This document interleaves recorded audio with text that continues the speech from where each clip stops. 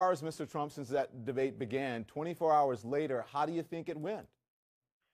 Well, I think it went very well from my standpoint. As you know, Drudge did a big survey last night, and I was number one. I had 55% or so of the vote for first place. And Time Magazine did a big poll, and I had a big percentage of the vote. The New York Times had me in, this number one position and the strong position, and just about everybody did. Other than, there are a couple of guys like Krauthammer who hates me so bad he can't even see straight. The guy, it's a sad case, to be honest with you. He's totally overrated. He's a guy who fought like hell to go into Iraq. You see what we got by going into Iraq. He's a real jerk. He's often. Other than a couple of people actually over at Fox, but it was a record-breaking event. If I wasn't in the event, they probably would have done 2 or 3 million people max. Yeah. So, I'm very happy about it. And most people say that I won the debate and I won it easily. Let me ask you this. Do you think, because you mentioned Fox, do you think there was an agenda on the part of Fox News to target you? And if you do, why is that? Well, probably. I don't know. Probably. Who cares? I don't really care. I do my thing, and whatever it is, I'm leading in all the polls. So they probably have an agenda. I'm very disappointed in Fox News. I think they're, not. I think they probably had an agenda, but certainly I don't have a lot of respect for Megyn Kelly. She's a lightweight, and she came out there reading her little script and trying to, be tough and be sharp. And when you meet her, you realize she's not very tough and she's not very sharp. She's Zippo. But she came out, and I'm standing there. I knew it was going to be a big crowd because I always have. NBC renewed The Apprentice, but I wasn't able to do it because I'm running for president. But as you know, they renewed it. I'm one of the few people in the history of television to turn down a renewal. Mark Burnett said, "I can't believe it, you're turning down a renewal." I said, "Yeah, I want to do something. I'm running for president. We're going to make the country great again, and it's very important to me." And I turned down a very lucrative renewal. And who knows what's going to happen with The Apprentice? They don't think they can replace Trump, and that's a great honor. Well, let's talk about Megyn Kelly, because you brought her up. She did pushed a lot of people. But what is it with you and Megyn Kelly? Well, I just don't respect her as a journalist. I have no respect for her. I don't think she's very good. I think she's highly overrated. But when I came out there, what am I doing? I'm not getting paid for this. I go out there, and they start saying, "Lift up your arm if you're going to." I didn't know there'd be 24 million people. I figured, but I knew it was going to be a big crowd because I get big crowds. I get ratings. They call me the ratings machine. So I have, she gets out and she starts asking me all sorts of ridiculous questions, and. You could see there was blood coming out of her eyes, blood coming out of her wherever. But she was, in my opinion, she was off base.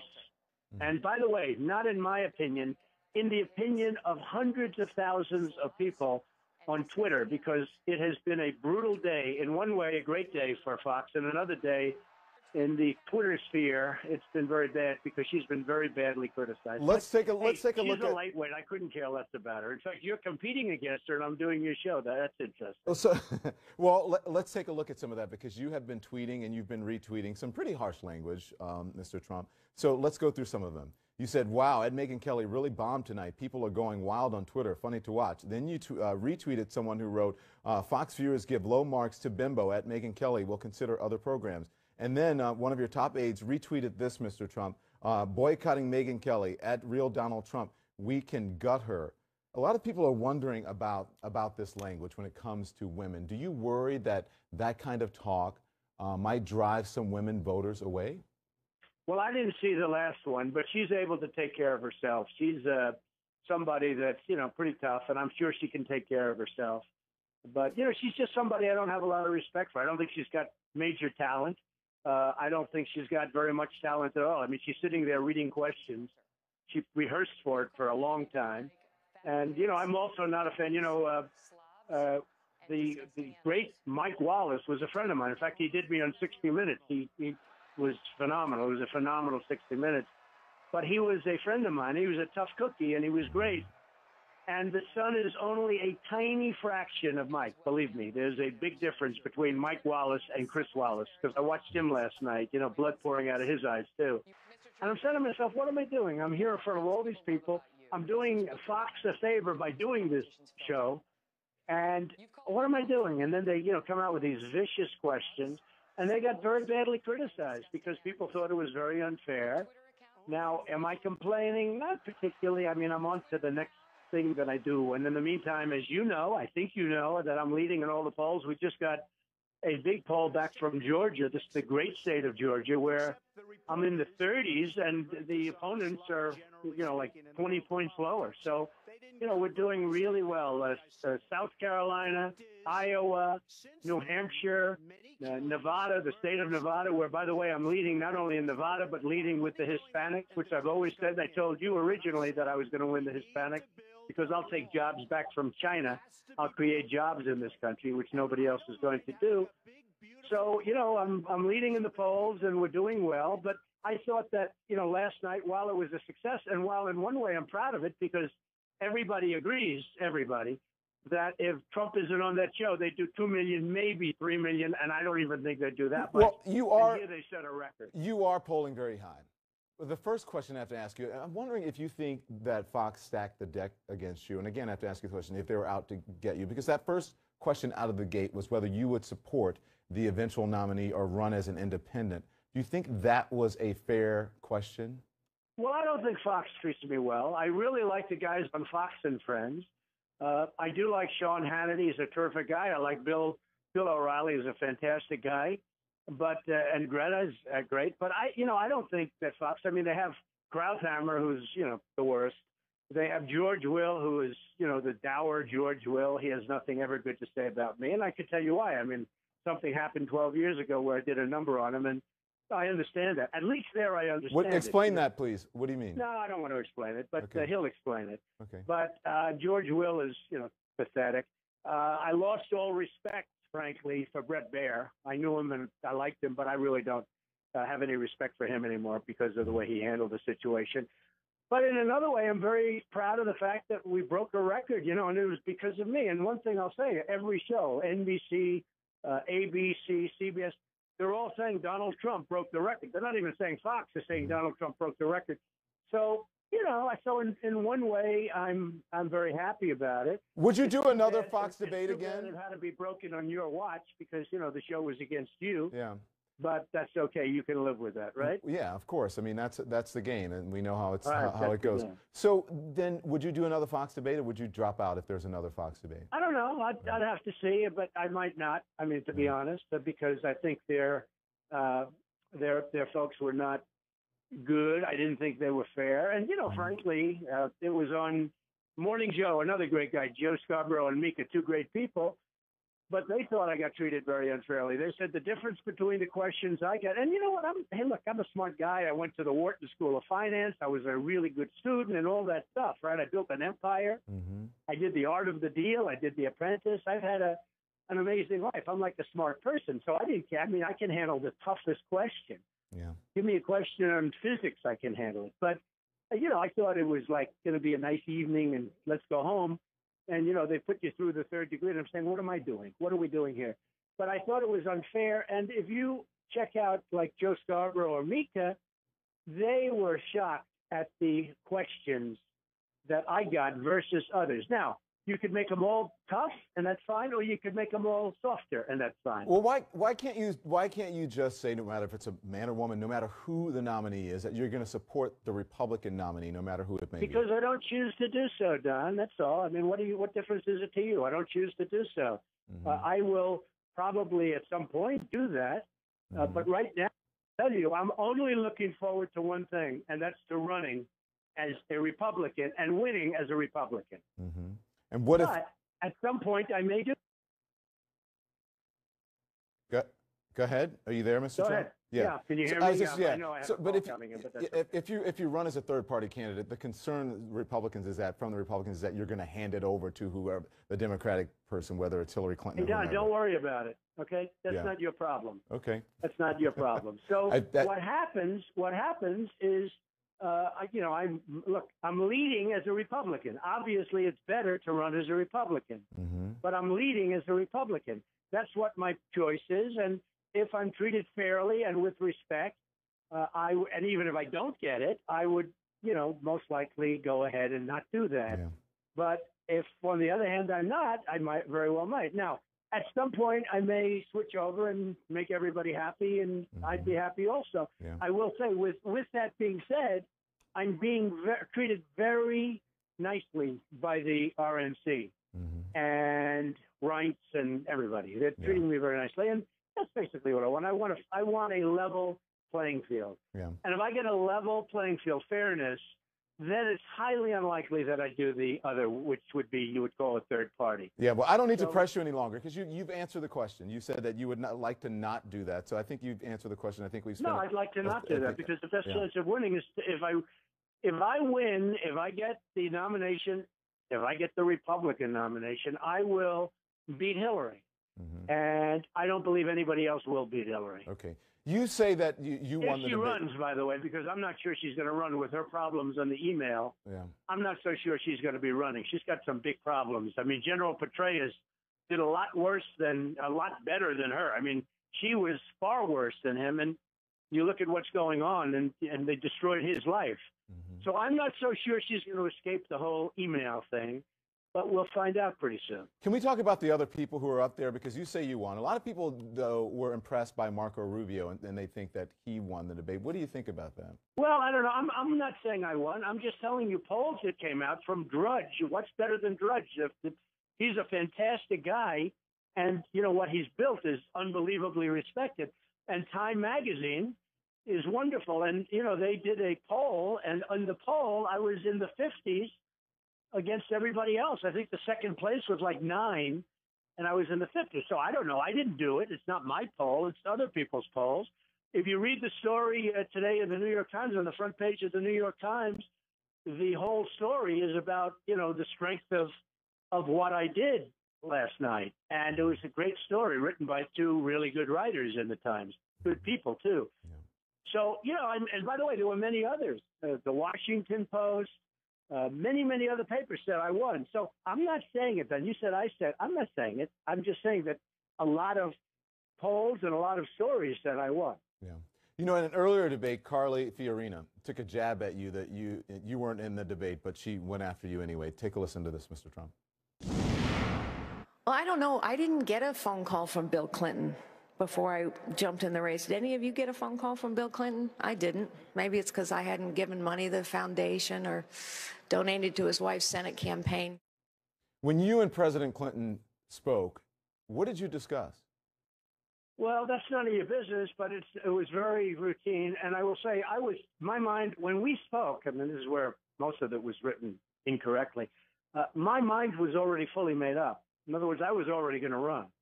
So when we spoke, when he called, my mind was already, you know, totally made up. I was already running, essentially. So, you know, there was nothing big, but I've known them over the years, and, you know, I haven't spoken to them in a long time. But my mind was fully made up. Did he encourage you to run? He spoke to me. My mind was made up a long time ago. Did he encourage you to run? No, not at all. In fact, I think he was upset. I think we didn't really discuss it, but I think look, I am Hillary's worst nightmare. She knows it. He knows it. And I think the smart people in politics know it. When I went and I said I was going to run against, you know, the guys that I'm running against right now, everybody said, oh, he's never going to run. He's never going to file. I filed. And, you know, the numbers are massive, and the company is a great company. But, you know, they said he'd never filed this, he'd never filed that, then he'd never filed. I said, well, I did that. I ran. And then they said, oh, well, maybe he won't do well. Well, in the meantime, I have like a 15-point lead. And now everyone's saying, oh, wow, that's really sort of amazing. And I think I'll win, to be honest with you. You know, it's possible I won't. But I have a very substantial lead, and we're getting all of these great numbers back from South Carolina and from New Hampshire and from everywhere. Iowa is going to be amazing. I mean, the people are amazing in New Hampshire and Iowa, and they you know, love what we're saying, which is basically that our government is run by incompetent people, and we're losing our country. And we just have incompetent leadership, and it's horrible what's going on. So the message is out there, and people are liking what I'm saying, and I will make this country great again. And we can do it relatively fast, but we have to get working soon, because if we continue to go this path, we're not going to be able to bring it back. Let's talk about your leadership abilities, which is in business, and you tout it all the time. And I'm wondering if there's a double standard at play here, because you took some very tough questions about your business practices, about taking advantage of bankruptcy 4 times, yet no one questioned Carly Fiorina's business experience. Is there a double standard, you think, when it comes to you? Well, no, they're questioning hers. Look, she got fired, and she got fired very harshly. You know, it was a very vicious firing, and she was fired, and then she ran for senator against Barbara Boxer in California, and she lost in a landslide. And I'm not knocking her. I couldn't care less. She's not going to win, okay? I mean, they say, oh, she's glib. So what? She's glib. It takes a lot more than being glib. But she's not going to win. But, you know, she got fired, and she ran for office, and she lost in a landslide. I don't see that as being necessarily great credentials. But I think she's probably a very nice woman. I just don't know. Now, in my case, I never went bankrupt. But like many other of the top business people, almost all of them, we use the bankruptcy laws to our advantage. And we make good deals by using those laws. Now, out of hundreds of companies that I have, hundreds, I used it 3 or 4 times, made phenomenal deals, and mostly having to do with Atlantic City. And by the way, Caesars just went bankrupt. Almost all the places in Atlantic City go bankrupt because the place is doing very poorly. But, you know, it's not my fault. Yeah. But I left about 7 years ago. I made a lot of money in Atlantic City. I had great vision, great timing for leaving. Just like I had great vision by saying in 2004, don't go into Iraq. If you look at the papers back in those days, okay, Reuters, you'll see that, and that's unlike any other candidate. I'm the most militaristic person. I would create military so strong, but we shouldn't have used it in Iraq because we destabilized the Middle East, which is exactly what I said would happen. And Iran will take over Iraq, and ISIS will take over the oil. And, you know, lots of things are going to happen that are very bad after spending trillions in lives and wounded warriors and everything else. So, you know, you have to have vision. With Atlantic City, I left 7 years ago, made a lot of money, left. And, yeah, I've used certain, you know, laws and things that you're allowed to use. And I used them brilliantly. And other people have too, and top people. I mean, I'm talking about top people have used the same things. And you have to know what you're doing, but, you know, it worked out very well for me. But speaking of Iraq... But Don, just so you understand, I never went bankrupt. Neither did the other guys like me that use that particular law. Yeah, but you did use that. But speaking of Iraq, what did you think of Jeb Bush's answer about Iraq? Well, it was a terrible answer, and it was a terrible answer that took 5 days to give, and it was a simple question. I mean, it was a question that was extremely easy to understand, and, you know, it was like, was Iraq a good thing or a bad thing? Now, we spent $2 trillion, lost thousands of lives, have wounded warriors who I love all over the place, and we have nothing. We have nothing. Yeah. And Iran is taking over Iraq, and they're taking the oil, and ISIS is taking some of the oil also. So between Iran and ISIS, they're going to split up Iraq. And we spent it was a terrible thing. And he wasn't sure, and he still wasn't sure, was it good or bad? And it took him, you know what they do? They go out, these politicians, they go out and they get, you know, sound bites from people that work for them. I mean, you know, it's like, it took them 5 days to answer the question, okay? Was it good or was it bad? But speaking of Jeb... This is not what we need. This is not what we need. Speaking of Jeb Bush, last night you also asked about reports that he had called you some pretty nasty names. He denied it, and instead of going after him, you called him a gentleman. He denied it. So why are you bringing it up? Well, I mean, he was very nice. You know what? He was very nice. But let me finish the question, if you will, with all due respect. So you called him a gentleman. You've been insulting Jeb Bush for weeks, saying that he's weak. I'm just wondering what changed between you two. No, I didn't say he's weak. He talked about tone. He said Trump's tone is very tough. It's very, very strong. And I said, no, you don't understand. We have to have a tough tone. They're cutting off Christians' heads and everyone else's heads in Syria and Iraq. They're blowing everything up, and people are dying all over the place, including the border, which if I didn't bring it up, you wouldn't even be talking about the border. You wouldn't even be talking about illegal immigration, Don. Yeah. If I didn't bring it up. It's become and in fact, that first week, I took a lot of incoming. I took a lot of abuse from the press the first week. And now a lot of those people have apologized to me because I happen to be right. But the border is a disaster. The drugs are flowing in, crime is flowing in, and I'm going to build a wall, and it's going to be a great wall, and it's not going to be penetrable. And we'll still allow people to come in legally, but we're not going to have the problems that we have now because I know how to build and I know how to manage. And we have to get it done. And, you know, it's sort of an interesting thing. People say, oh, you can't build that wall. Well, the truth is the Great Wall of China is 13,000 miles. This one, if you maxed it out to the end, is 2,000 miles. And that was built 2,000 years ago, more than 2,000 years ago. So, you know, you can very easily build it. So I want to ask you more about the debate and the post-debate analysis. You say that the media treats you unfairly. You also had some very angry words for Frank Luntz, who had a post-debate focus group asking a lot of questions. No, I'll tell you about Frank Luntz. Frank Luntz came to my office. Can I play the soundbite and then you respond? Asked me to hire his company. Excuse me. Frank Luntz came to my office, who's a dunce as far as I'm concerned. I mean, you know, this guy is a major loser. Frank Luntz came to my office, asked me, first of all, he asked me for an airplane ride. So I gave him an airplane ride in a very nice airplane.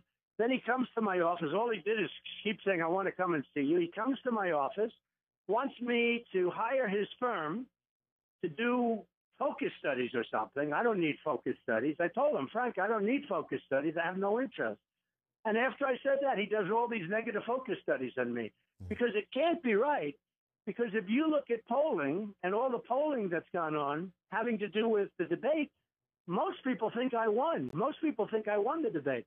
So this guy's a wise guy. Maybe he uses his little tiny power at Fox in order to get work. I don't know. But he came up to my office. I couldn't keep him away. I mean, the guy kept calling, please, let me see it. So I see him. I say, Frank, I have no interest in your polling and your focus groups. It's not. By the time you do your group, the deal will be dead, assuming I'm doing deals, which I'm not doing anymore because I'm running for president. So I told him no. And now every time I see a poll, it's negative. I mean, the guy's a lightweight. So I just want our viewers, some of our viewers may not be familiar with who Frank Luntz is. So I want to play this moment so they can see who he is, and then I want you to respond to it. Take a look. When you walked in here, how many of you had a positive opinion of Donald Trump? Raise your hand. Overall. How many of you have a positive opinion of him now? Who was negative towards Trump when you walked in here? Who's negative now? I liked him when I came in here because he wasn't the politician. But right now, he skirted around questions better than a lifelong politician ever had. You know, he just let me down. I just expected him to rise to the occasion and look presidential. He didn't. So what do you think is going on with that? Well, I think if I hired his firm, it would have been a much different thing. Hey, look, this focus stuff is, you know, I'm not a believer.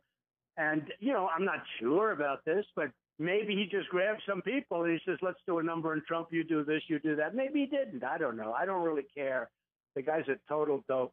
But he was up in my office begging me to hire him. I mean, the guy literally wouldn't stop. He kept calling. Finally, I agreed to see him. And then all of a sudden, I see these focus groups, and they're always negative. Yeah, I'm not a negative person. I mean, how can it be so negative when I'm winning in all the polls? I'm winning in all the states. I'm winning everywhere. So, you know, I mean, I think he's got his own agenda. But you know what? The last thing I need is to do focus groups in my company. By the time you put the group together, the deal is gone. Mr. Trump, you know, you wrote the art of the deal, so you know how this true. This stuff works. Going into this, you were the front runner. You knew you were going to be targeted, possibly attacked. Do you worry that it undermines your tough guy image, that I'm going to stand up to Putin, to China, to Mexico, et cetera, yet your demeanor might suggest to people that you are thin-skinned? No, I don't think I'm thin-skinned. I think I'm the toughest skin. I think I'm fine, but I don't like when I'm treated unfairly. And I'm not saying change it. I tell you to change anything. I said I'm fine with it. But I like to expose people. I mean, I expose Megyn Kelly as not being very good. I could tell you other things about Megyn Kelly that would be very harsh, but I won't bother with that. But Megyn Kelly is not a good professional, and she's just not, in my opinion, she's not good at what she does. Well, I'm not complaining. I'm not saying do it over. I'm not suing Fox. I'm not doing anything. I mean, Fox should love me because I just broke the all-time record. And if I'm not in there, if it's Jeb and the other guys, they're going to get 1 million views, and they got 24 million because I was in there. So, you know, they must love me, but in actuality, they probably don't. And I don't even care. But and you know, Megyn Kelly is a very respected journalist, and I don't think she's respected. What is she? Many she's a people lightweight. think she is. Yeah. She's a lightweight. I can't believe that you're not beating her in the ratings, actually. You should be ashamed of yourself. If I had your show, I'd be beating her so badly she'd be thrown off the air. That I can tell you, Don. Okay. I'm very surprised at you, Don. I'm just kidding. I know that you are, and I think people... But I'm not kidding. If I had your show, believe me, she would have no chance. She wouldn't be on the air very long. That I can tell you. Well, you can come on anytime, and you're welcome here anytime. Right. I want to ask you, though, before I let you go, the CNN debate is September 16th. You going to do anything differently to prepare for that? No. I did, according to everybody, I won. According to everybody, I won, other than the haters and losers. But according to, the polls, according to Drudge, according to Time Magazine, according to the New York Times story, according to many other stories, Washington Post, I won. Yeah. Now, why should I prepare differently? Preparing for a debate's hard because there's so much knowledge you have to have that you wouldn't be able to prepare. I mean, you can't, study in 1 week what you've learned over a lifetime. Yeah. You had to have learned something from this. You're a very smart man. With every experience you learned something. What did you learn from this experience? Nothing. I mean, just that, what do I learn? I went in, I did a great job. I was asked really nasty questions by people that are not nice people, and very unfair questions, actually.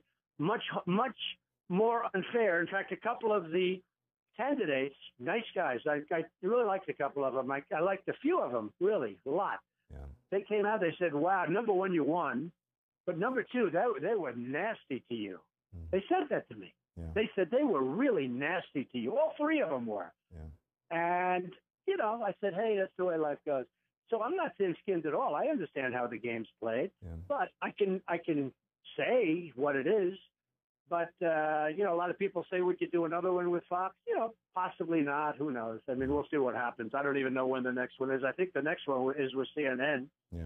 And you guys are making a lot of progress, thanks to me, because your ratings are way up because you're covering Trump all the time. Yeah. So I should get a piece of it. Don't you think, Todd? Like 25%?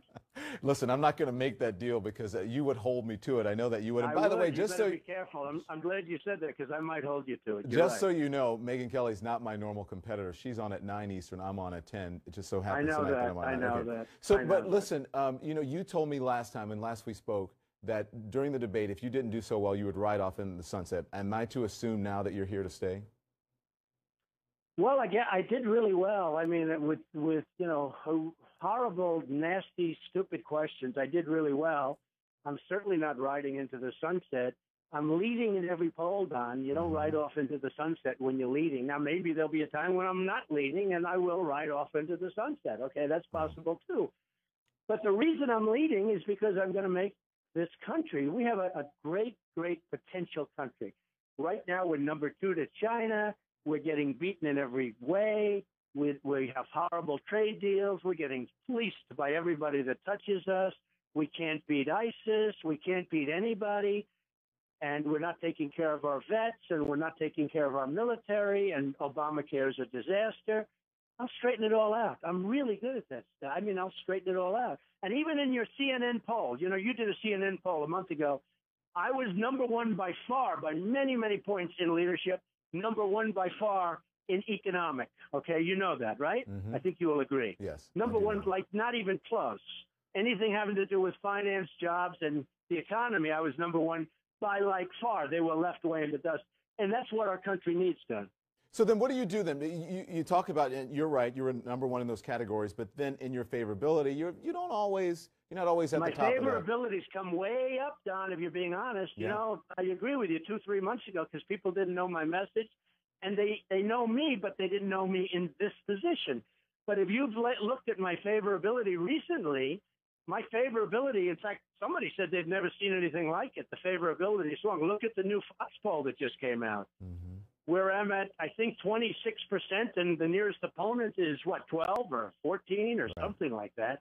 And my favorability has become very good. You had 24. In the New Hampshire poll, the favorability swung all the way into the very positive. So, the favorability is doing good now, Don. You have to look at the modern poll. You know that 24 million people watched, and you had the opportunity to win some people over. Do you think that you did? And if you didn't, would you change anything? Would you change anything at all about what happened and how you conducted? Well, I think I would have liked to have been treated fairly. but Fox didn't decide to do that. So, you know, I blame Fox to a certain extent, and I blame, you know, these people that did the show. No, I wouldn't change anything. They should have treated me, but I wouldn't change anything. I think that it was, you know, I'm happy. And look, everybody's saying it was like my show. It's like it was The Apprentice or something. It's like my show. They're saying the Trump show. It was sort of interesting. But look, you know, we broke a record. But I think what has happened, and I think, you know, I don't know if my poll numbers, my big poll numbers are going to go up or down or what, but I think they're going to get better because Fox has been inundated with, you know, with social media, inundated for the unfair treatment that they gave me, and which I'm happy. I'm glad. I like that people do that because it was unfair. And we'll see what happens with that whole thing, but it was unfair. But they've been inundated. I was told by somebody at Fox that they've never seen anything like it. And it was just the unfair treatment by people that did the wrong thing. Yeah. Donald Trump, you're welcome to come co-host with me anytime, and we thank you. Good. We thank you for joining us. We'll beat everybody. You and I will beat everybody. I really do appreciate you coming on. All right. Thank you very much, John. Thank Take you care very of yourself. much. Thank you. Up next, our political experts react to Donald Trump's comments tonight.